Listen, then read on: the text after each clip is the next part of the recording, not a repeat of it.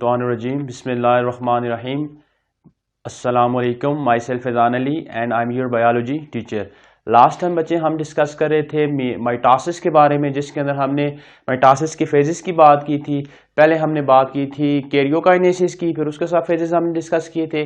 आज उसके बाद नेक्स्ट हमने बात की थी साइटोकाइनेसिस और फिर उसके फेजेस डिस्कस किए थे। अब बच्चे आज जो हमारा टॉपिक है ना वो है सिग्निफिकेंस ऑफ माइटोसिस। अब बच्चे अगर आपको याद हो तो हमने कहा था माइटोसिस क्या है? It is the type of cell division in which single cell divided into two daughter cell having same number of chromosome as in parent cell. मतलब ये हो गया कि ऐसी टाइप सेल डिवीजन की जिसके अंदर सिंगल सेल डिवाइड हो जाता है टू डॉटर सेल में और उनके अंदर नंबर ऑफ क्रोमोसोम क्या होता है? सेम होता है जैसा कि उनके पेरेंट सेल के होता है, पेरेंट सेल के अंदर होता है। अब बच्चे उसके बाद आज जो हम बात करें हैं वो हम कर रहे हैं सिग्निफिकेंस ऑफ माइटोसिस। मतलब कि ये जो माइटोसिस है इसका फायदा क्या है या इसकी अहमियत क्या है? तो हम कहते हैं बच्चे mitosis play important role, mitosis play important role in following processes of life। मतलब जो माइटोसिस है ये डिफरेंट जो एस्पेक्ट्स है लाइफ के उनके अंदर क्या करती है? इंपॉर्टेंट रोल प्ले करती है। सबसे पहली जो इसकी सिग्निफिकेंस है, जो इसकी इंपॉर्टेंस है, उसमें हमारे पास आ जाता है ग्रोथ। तो हम कहते हैं in multicellular organism, in multicellular organism cell divide and redivide, cell divide and redivide, which increases the growth of organism, growth of organism। अब बच्चे बात यह है, फॉर एग्जाम्पल देखिए आपके पास कोई भी ऑर्गेनिज्म है, सिंगल सेल था, फिर उसके अंदर माइटोसिस हुई तो 1 से 2 सेल बन गए, फिर 2 के अंदर माइटोसिस होगी 2 से 4 बन गए, अब 4 के अंदर माइटोसिस होगी तो 4 से 8 बन गए, 8 के अंदर होगी 16 बन गए। मतलब हर सेल जब डिवाइड होगा तो नंबर ऑफ सेल क्या होता जाएगा? ज्यादा होता जाएगा। जो नंबर ऑफ सेल ज्यादा होता जाएगा तो इस तरह जो कोई भी ऑर्गेनिज्म उसकी ग्रोथ क्या हो जाएगी? ज्यादा हो जाएगी। अब देखिए अगर सेल डिवाइड नहीं करता तो सेल का नंबर ज्यादा नहीं होता।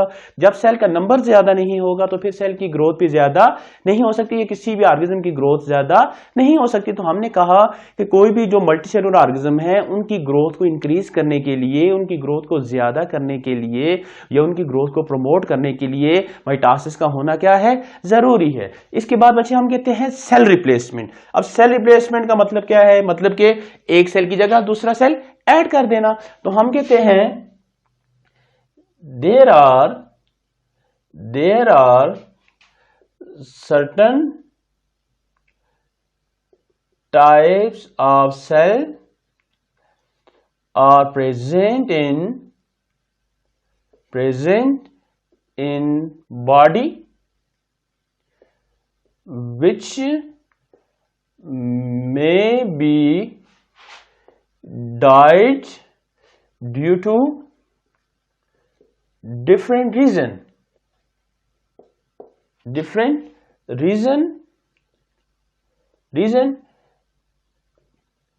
these died cells are replaced with new sales. हमने कहा कि हमारी बॉडी के अंदर बहुत सारे सेल्स हैं जो डेली क्या हो जाते हैं? कुछ मरते हैं, कुछ या किसी भी वजह से वो क्या हो जाते हैं? डाइड हो जाते हैं। अब उनकी जगह जो नए सेल रिप्लेस होते हैं वो भी किसकी वजह से होते हैं? माइटोसिस की वजह से। मतलब अगर माइटोसिस नहीं होगी तो सेम सेल नहीं होगा। तो अगर अल्लाह ना करे कोई भी सेल की जगह कोई दूसरा सेल रिप्लेस हो जाएगा तो इसकी वजह से क्या हो जाएगा? बॉडी के अंदर डिस्टर्बेंस आ जाएगी। तो माइटोसिस का होना क्या है? इसमें भी जरूरी है कि वो पुराने सेल्स को क्या करती है? रिप्लेस करती है। अब इसके बाद बच्चे नेक्स्ट हम कहते हैं रीजेनरेशन। अब रीजेनरेशन का मतलब होता है दोबारा बनना। रीजेनरेशन का मतलब होता है दोबारा बनना। तो हम कहते हैं certain body parts, certain body parts inside the multicellular organisms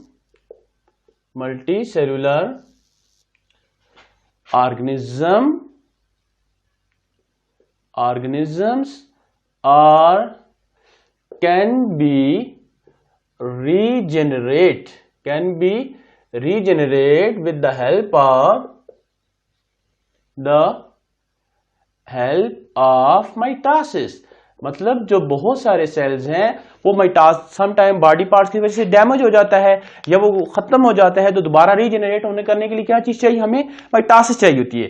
अब बच्चे अगर इसकी एग्जांपल करें तो हम फॉर एग्जांपल में लिखते हैं टेल ऑफ लिजर्ड, मतलब जो लिजर्ड है, छिपकली है, उसकी जो टेल है वो दोबारा रीजनरेट हो जाती है, तो वो किसकी वजह से होती है, माइटोसिस की वजह से होती है।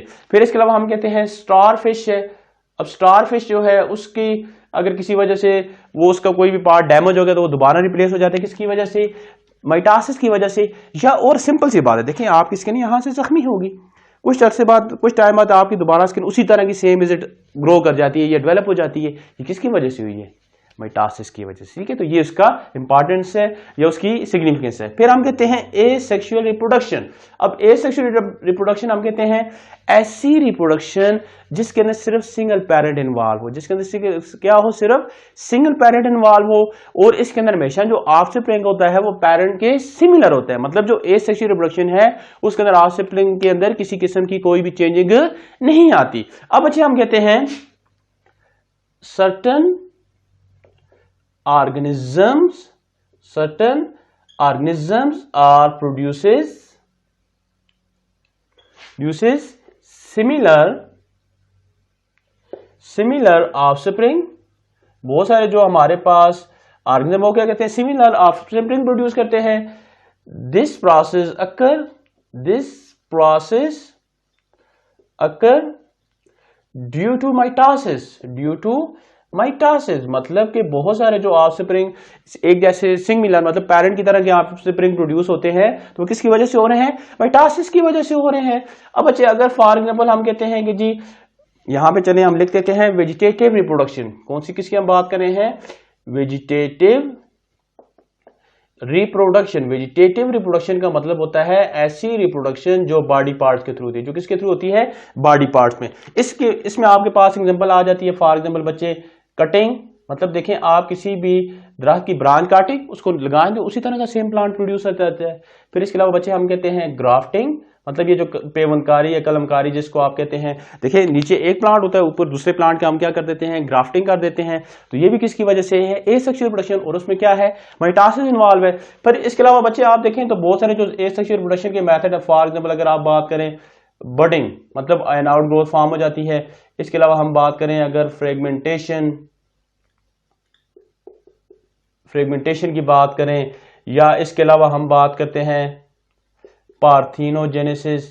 तो अब बच्चे ये डिफरेंट टाइप्स आपके पास किसकी, एसेक्सुअल रिप्रोडक्शन की, जिसके अंदर क्या होता है कि ऑफस्प्रिंग जो होता है वो सिमिलर होता है देयर पेरेंट्स के, और ये किसकी वजह से होता है, माइटोसिस की वजह से। फिर बच्चे हम कहते हैं रिपेयरिंग ऑफ टिश्यूज, ये डैमेज टिश्यूज, तो हम कहते हैं certain body cells are died which have very short life cycle, मतलब ऐसे सेल जिनकी लाइफ साइकिल क्या होती है, शॉर्ट होती है। फिर हम कहते हैं these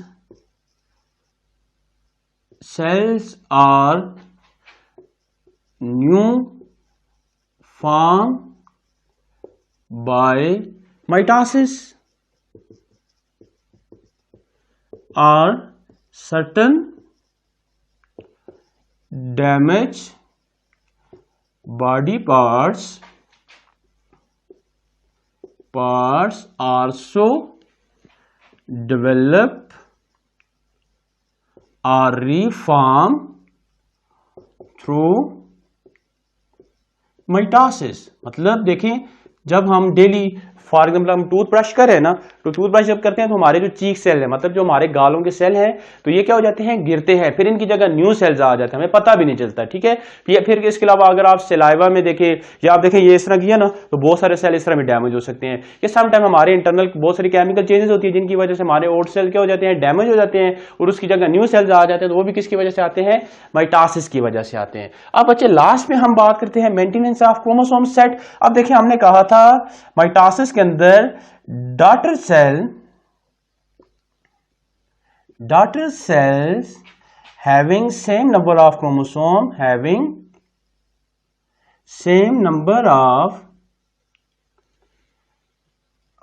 chromosome as in parent cell। हमने कहा डॉटर सेल के अंदर नंबर ऑफ क्रोमोसोम क्या होती है, सेम होती है एज इन पेरेंट सेल। तो हम कहते हैं it prevent the process of variation. इसकी वजह से क्या होता है, वेरिएशन का प्रोसेस नहीं होता, मतलब किसी किस्म की कोई चेंजिंग डॉटर सेल के अंदर नहीं आती। इस वजह से जैसा सेल खत्म होता है वैसा ही सेल क्या हो जाता है, रिप्लेस हो जाता है, या वैसा ही सेल बनता है, जिसकी वजह से वो सेल वैसा क्यों बनता है, क्योंकि उसका नंबर ऑफ क्रोमोसोम वही होती है, उतनी ही होती है जितनी के पेरेंट सेल के अंदर होती है, ठीक है। तो ये बच्चे आज हमने कुछ बात की किसकी, सिग्निफिकेंस ऑफ माइटोसिस की, रफली इसको शॉर्ट से इसको एक्सप्लेन कर देते हैं या उसको रिपीट कर देते हैं। जिसमें हमने पहले बात की ग्रोथ की, हमने कहा ग्रोथ में हेल्प करती है, फिर न्यू कोई भी सेल डैमेज हो जाए या किसी वजह से कोई डिस्टर्बेंस आए तो उस सेल को रिप्लेस कर देती है न्यू सेल से, फिर दोबारा कुछ बॉडी पार्ट्स को बनाने में हेल्प करती है। फिर हमने कहा कि एसेक्सुअल प्रोडक्शन के डिफरेंट जो मेथड्स उनमें हेल्प करती है, फिर रिपेयरिंग ऑफ बॉडी टिश्यूज में हेल्प कर रही है, और मेंटेनेंस ऑफ क्रोमोसोम सेट के अंदर भी हेल्प करती है। अब बच्चे अगर यहाँ तक आपको किसी किस्म का कोई प्रॉब्लम आ रहा हो या कोई भी मसला आ रहा हो तो आप हमसे पूछ सकते हैं। इसके अलावा बच्चे आप हमारे चैनल को सब्सक्राइब भी करें और अपने फ्रेंड से शेयर भी करें ताकि वो भी इससे फ़ायदा उठा सके। अगर इसमें किसी किस्म का कोई भी आपको कन्फ्यूजन हो, किसी लेक्चर की समझ ना आ रही हो, तो आप कमेंट सेक्शन में हमसे पूछ भी सकते हैं। तब तक के लिए अल्लाह हाफिज़।